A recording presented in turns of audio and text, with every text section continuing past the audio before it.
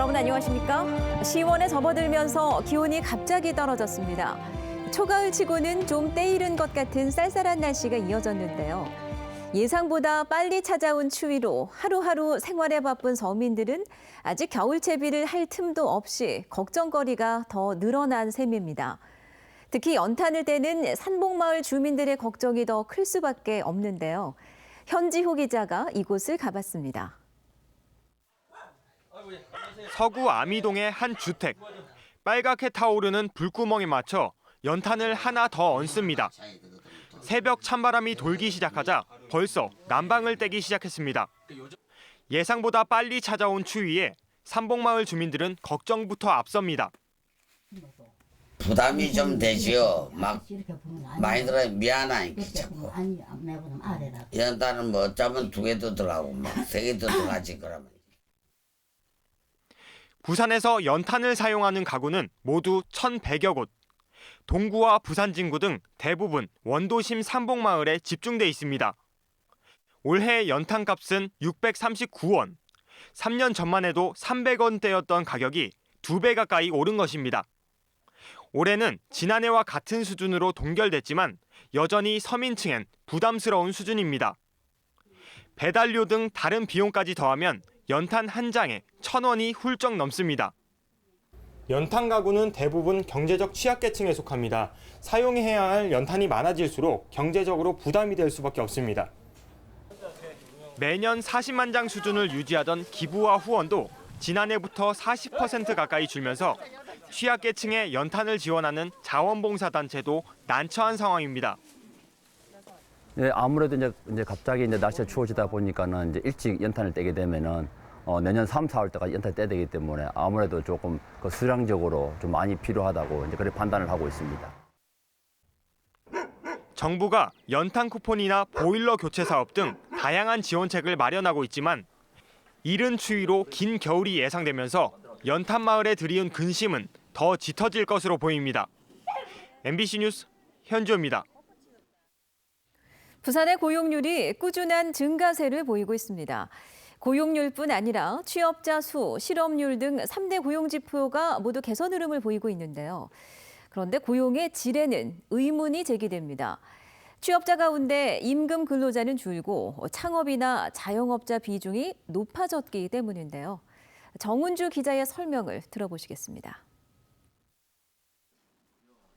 동남지방통계청에 따르면 부산 지역 9월 고용률은 57.2%로 지난해 같은 달보다 1.8%포인트 상승했습니다.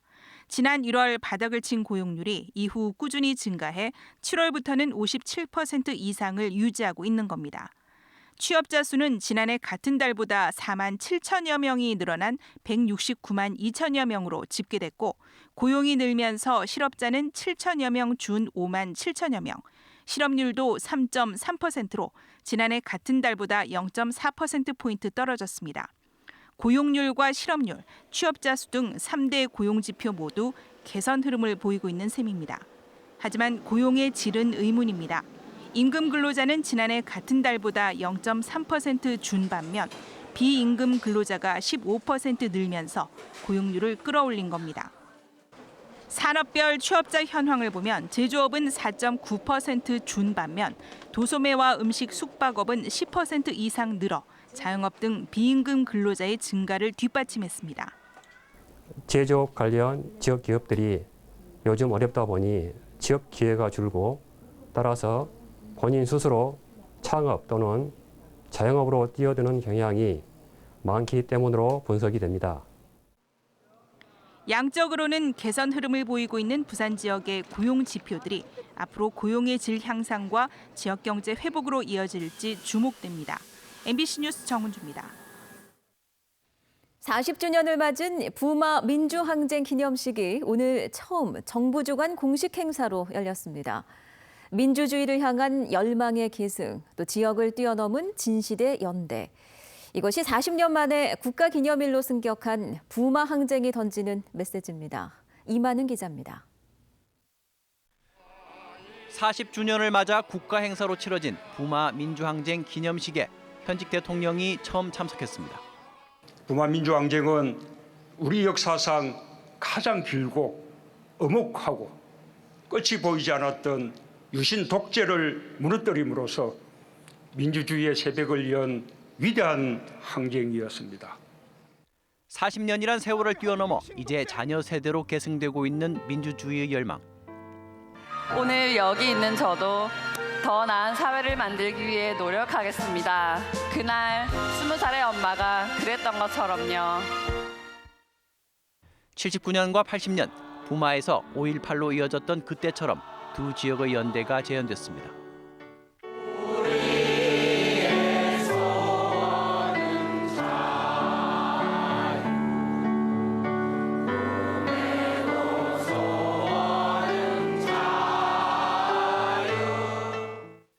부산시의회와 경남도의회가 부마항쟁 기념조례를 공동 제정하기로 했습니다. 부마항쟁의 첫 발원지가 됐던 부산대학교 제1사범관에는 표지석이 세워졌습니다. 4대 민주화 운동 가운데 가장 많이 잊혀진 부마항쟁은 그래서 남아있는 재평가, 재조명 작업도 가장 많습니다. MBC 뉴스 이만흥입니다.